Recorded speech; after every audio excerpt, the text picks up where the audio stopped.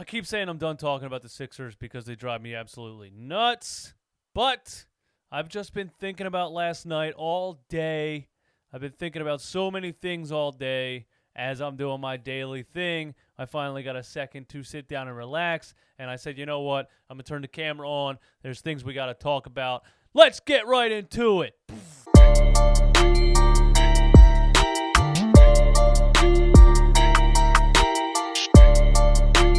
All right. I'm putting something here. I don't know what I'm putting here yet, but it's probably there already. What is up, guys? My name is DJ Eastwood. This is the Run It Back Podcast, home of brutally honest Philadelphia sports opinions and analysis. Some people don't like it, but it's because some people don't like the truth. That's my new intro. Let me know what you guys think about that new intro. That's my new intro. All right, let's get right into it, man. First thing I want to let you guys know is your boy Brodes from Sports Talk with Brodes. You know about his channel probably. If you don't, go check out his channel. He's on ESPN. He's a legitimate dude. He does podcasts. He does the ESPN show. He's legitimate.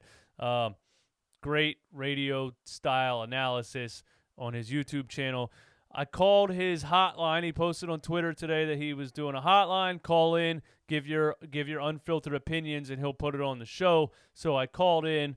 I said basically a nutshell of the things I've been saying on this channel, and he put it on his latest YouTube channel. So if you want to hear me screaming on Brodes' YouTube channel, go check it out after you watch this video, or pause this video and go watch it right now. I think it's hilarious, and he gives a response to what I said. I know a lot of you guys in the comments say that me and Brodes should collaborate and make a video together, or we should have a debate on YouTube. I personally think that would be cool. That would be like a first take kind of thing, especially if our opinions are differing.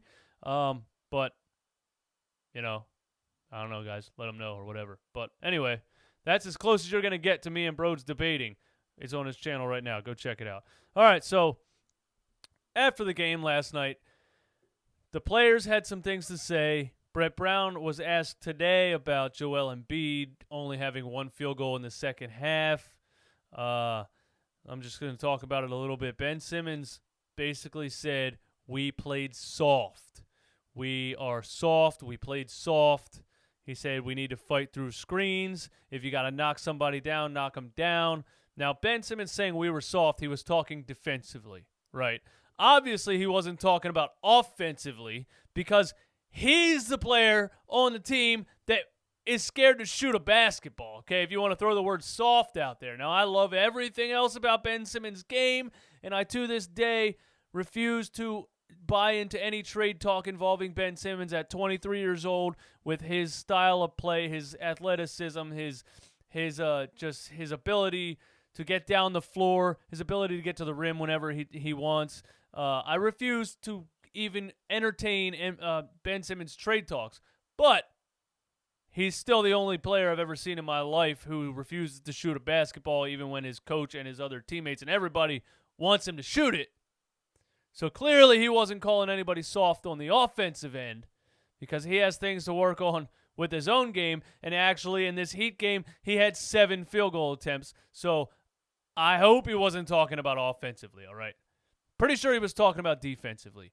I don't think he was talking about an individual player, but if you're talking about fighting through screens, Tobias Harris isn't really a great defender. He's not going to bully somebody and fight through a screen like that. Other than that, you got 2 centers on the floor and a rookie that just got called up from the G League. So who's really going to – The fact that Matisse Thybulle's not in the starting lineup anymore is I'll get to that in a minute, but that was Ben Simmons' comments. Joel Embiid had some comments, and I posted a quick video yesterday that I just uploaded it from my phone to get all your guys' views and comments to see what you thought about this because I thought he was calling out Brett Brown. And he was, and I'll tell you why. The reporter asked Joel Embiid, what the hell did he ask him? He said, Brett Brown said that you struggled to get the ball because they were running a zone.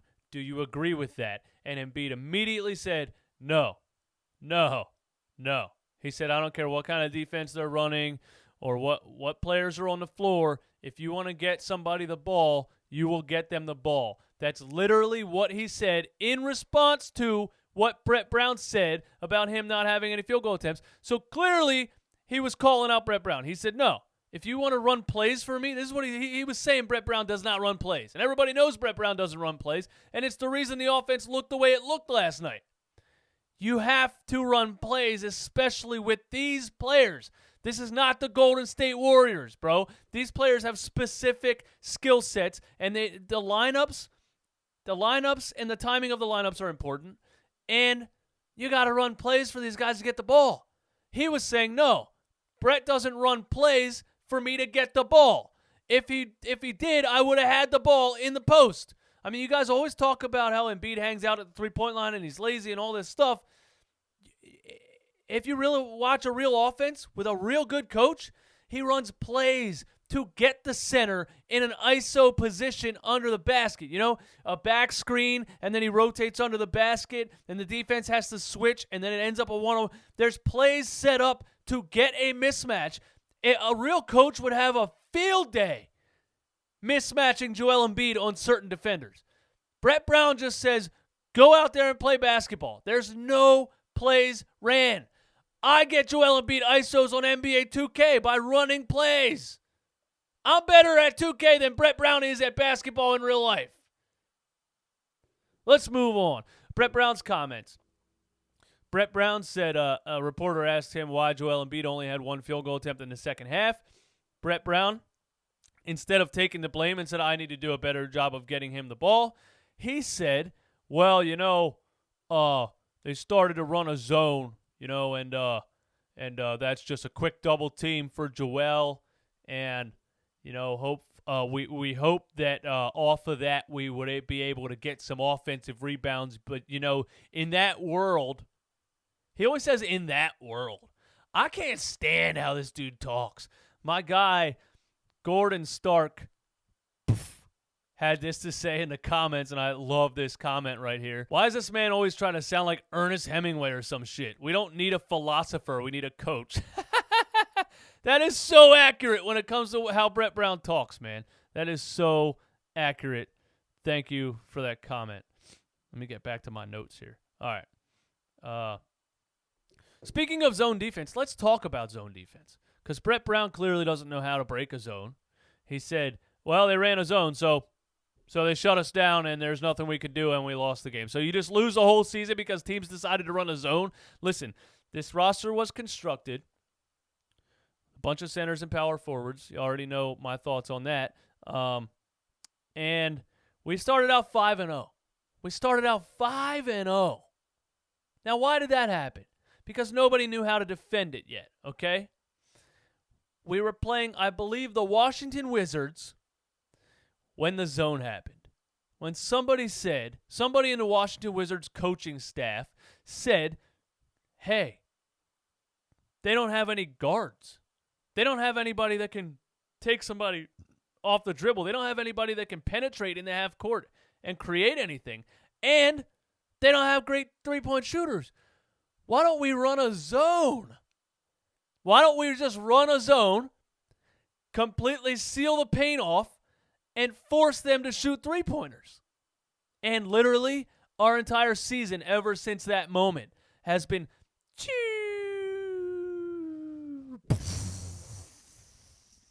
It's not at the explosion part yet. It's not at the but it's close, boy. It is close. I mean, we're nosediving, and we can see the ground. We're nosediving, and we are heading straight for it. The explosion is about to happen. Yeah, I don't know how an NBA head coach doesn't know how to counter a zone, okay? What a good way to counter a zone is to put more guards on the floor who can dribble and shoot, obviously, and Brett Brown doesn't understand that, and he's still forcing this lineup of Al Horford, Embiid, and Simmons on the floor at the same time, and Tobias Harris. You could see in the video that I posted of how bad the offensive spacing was. There was 3 guys trying to post up at the same time. 3! You just can't run an NBA team like this. You can't do it. Okay? So what needs to happen realistically to break the zone, and especially when J-Rich comes back, is you need to call up Mario Shyuk. You need to just call him up. You need to just put the guy on the floor. You need to just we're losing by 30. How could it get any worse at this point? That's what I'm saying, bro. You don't want to make a change? You're losing games by 30 points. It can't get worse. Do something different. You got to throw somebody out there. Call up Shyuk, put his ass on the floor, and let him go get some buckets and see what happens. What's the worst that's going to happen? You're going to lose by 30 again? Call up Shyuk, and you give Mario Shyuk, Shake Milton, Josh Richardson, Trey Burke, and Raul Neto. All 5 of those guys. That's our 5 ball-handling guards who can shoot, okay? Neto can't shoot, but I'll throw him in there just because you guys have this Trey Burke-Neto debate, whatever. You got to make sure those 5 guys get a lot more minutes moving forward. You just can't play like this. You're giving James Ennis 7 minutes. Matisse Thybulle had 12 minutes last game. Not only are you not using any guards on the floor, you're not even playing the guys that are like almost a guard. It's just too many. It's too much post up. It's too many big guys that can't move with the ball. You got to stop this. You have to play guards. The only way for this to change right now is to implement more guard play, and you got to just use whatever you have. You have to. You got to throw a point guard out there. You got to bring Al Horford off the bench. Why is he still doing the same thing every game? We're losing by 20, 30 points, and he just keeps doing the same thing. It's not working. You know what they say? Crazy is failing at something and trying the same thing over and over and expecting different results. It's the same results every time. So let me know in the comments what you guys think. Will Brett Brown finally change his lineups after that Miami Heat disgusting blowout? Will Brett Brown change his lineups? What do you guys think? Elton Brand ruined the 76ers. And I'm going to tell you why and how. Sam Hinkie had a plan, okay? Maybe he didn't have a plan. Maybe he was just drafting the best available. But I believe that at some point he was going to reconstruct this roster to make NBA sense, right? The NBA ran him out of town because he was plummeting ticket sales and he was costing owners a lot of money and all this stuff. So the NBA made sure they got rid of him and they forced the Colangelos on us. And I didn't like Colangelo. But after what has happened with Elton Brand, I actually appreciate that Colangelo at least had an NBA GM experience record and a basketball mind and didn't just play center in the NBA and get put in the position. He actually had a basketball mind and has constructed decent basketball teams in the past. And he knew a little bit about what he was doing. I didn't like the Jeremy Grant trade so much.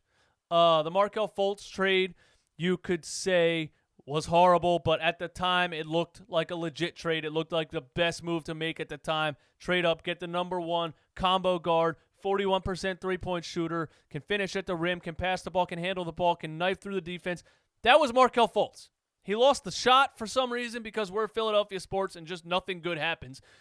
But that was a good trade at the time, okay? That was supposed to complete this team. He was supposed to fit between Embiid and Simmons, all that stuff.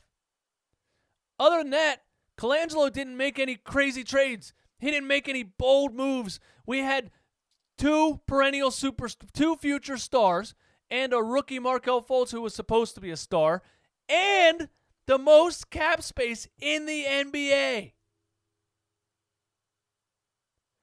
How do you have that situation and ruin it? How?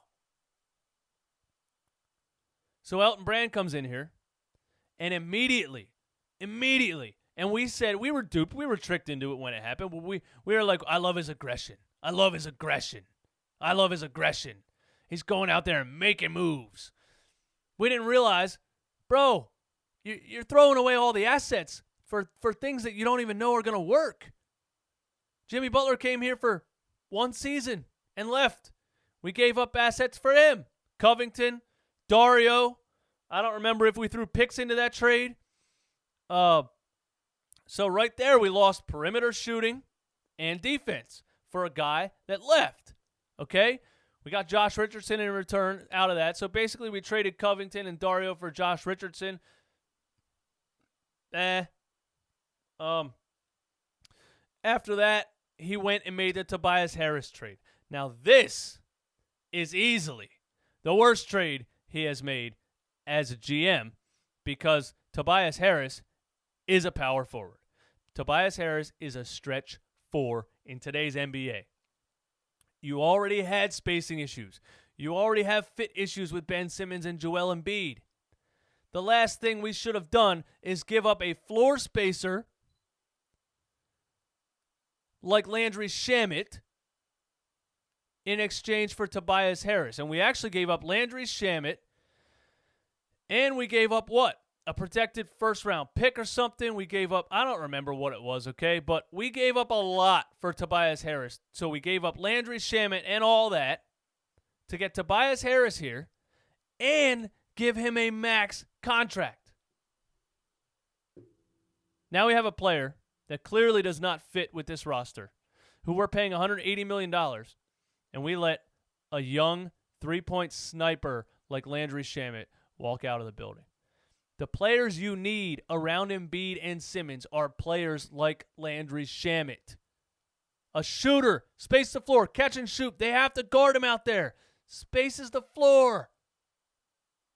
I love Landry Shamet. And honestly, I tweeted yesterday. I said, no, it was when I was on live. I was doing my live stream. I said, I actually don't see anything Tobias Harris does that's better than Landry Shamet. I don't see it. Someone's like, oh, come on. Tobias Harris is definitely better than Landry Shamet. Somebody tell me. Tell me in the comments right now. What does Tobias Harris do better than Landry Shamet? He doesn't shoot better. He can't really take somebody one-on-one off the dribble. He can't really drive the lane and finish strong. He just kind of does this one-hop dribble, and then he tries to post up. That was a horrible trade.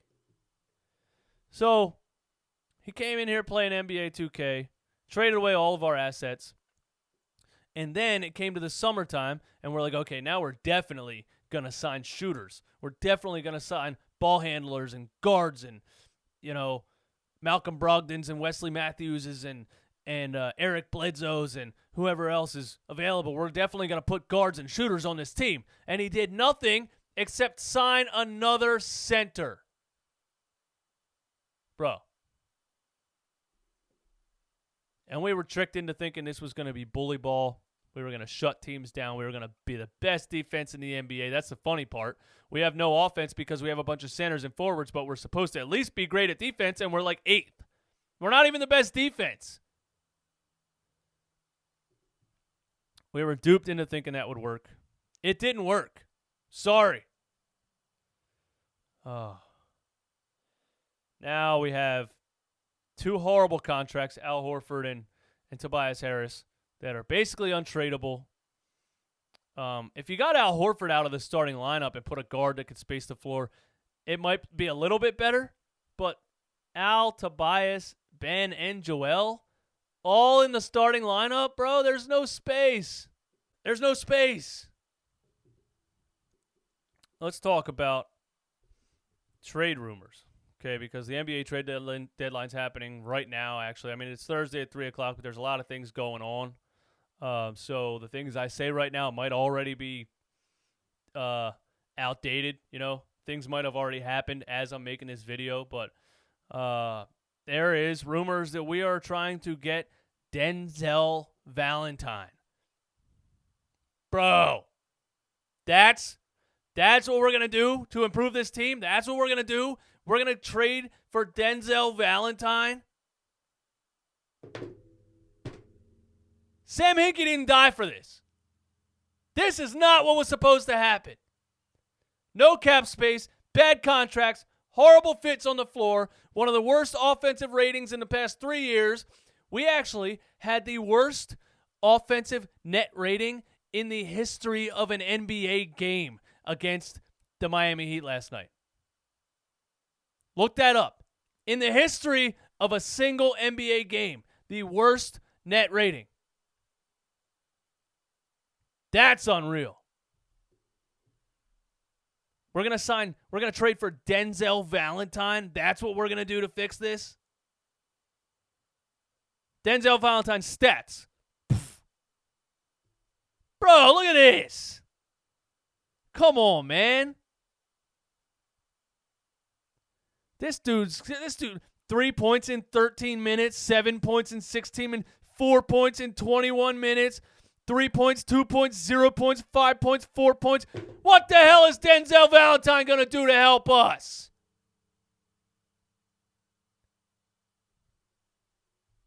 I am disgusted.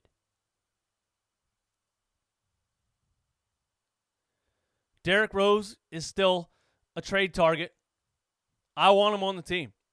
I don't care if he shoots a low percentage from three, and actually he's shooting 36% this year. It's his highest of his career. So he's shooting 36% from three. You keep saying he can't shoot. Well, guess what? You guys want Robert Covington. He doesn't even shoot 35%. Derrick Rose shoots 36% from three. He can handle the ball. He can beat people one-on-one. He can make the defense move. He can make things happen in the half court. That's what we need. Don't bring him off the bench either if you trade for him. Trade for him, put him in the starting lineup. Point guard, Derrick Rose. If you don't want to hurt Ben Simmons' feelings by calling him a power forward, then point guard Ben Simmons, shooting guard Derrick Rose. I don't give a damn what title you give any of them. Derrick Rose would have to be in the starting lineup. Davis Bertans. I would love that. We need a sharpshooter, but he's basically Furkan Korkmaz. You know? He has games where he's 7 for 8, and then he has the next game where he's 0 for 9. He's the same thing. He's a sniper, but he's the same thing. He's inconsistent. He's a guy that catches and shoots, and when he's not making his shot, there's nothing else there. But it would be nice to have more than one Furkan Korkmaz on the team, I guess. So we'll take Davis Bertans. It looks like Robert Covington is on his way to the Houston Rockets. So all you processors who were circle jerking yesterday, cry about it. Cry about it. I know you were breaking your Robert Covington jerseys back out. I know you were unrolling your Robert Covington poster to hang it back on your wall. He's not coming here. Thank God. And I just read an article that the Timberwolves will not meet the price for D'Angelo Russell. So whatever the price is that Golden State was asking, I'm thinking they were probably asking for Karl Anthony Towns or at least Andrew Wiggins. And the Timberwolves said no. The Sixers would probably say no to Ben Simmons or Joel Embiid. But if we could trade literally anybody else on the roster can go for D'Angelo Russell at this point. Anybody else on the roster can go for D'Angelo Russell. You want Al Horford and Tobias Harris? You're willing to take on those contracts? There you go. We'll take D'Lo. We'll make it work. We'll do some math. I don't know. If it's possible to get D'Lo without giving up Ben Simmons or Joel Embiid, you do whatever it takes at this point.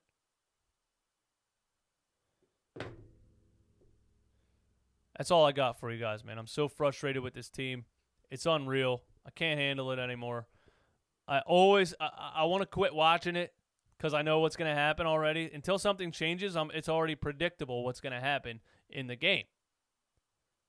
Do you think this team, the way that they're playing right now, and the way that they're conducting themselves in the locker room and calling out the coach, players calling out players, Brett Brown saying, I don't effing know what's going on and I don't know what to do because I don't know what I'm doing. Do you think they can really go into Milwaukee tomorrow night and beat the Bucks? If you thought Miami was a blowout, just wait till you see what happens in Milwaukee. Give me all your thoughts and opinions in the comments, guys. My name is DJ Eastwood. This is the Run It Back podcast. Brutally. What's my new intro? My new intro / outro. Brutally honest Philadelphia sports opinions and analysis. Some people don't like it because some people don't like the truth. DJ Eastwood, run it back. Peace!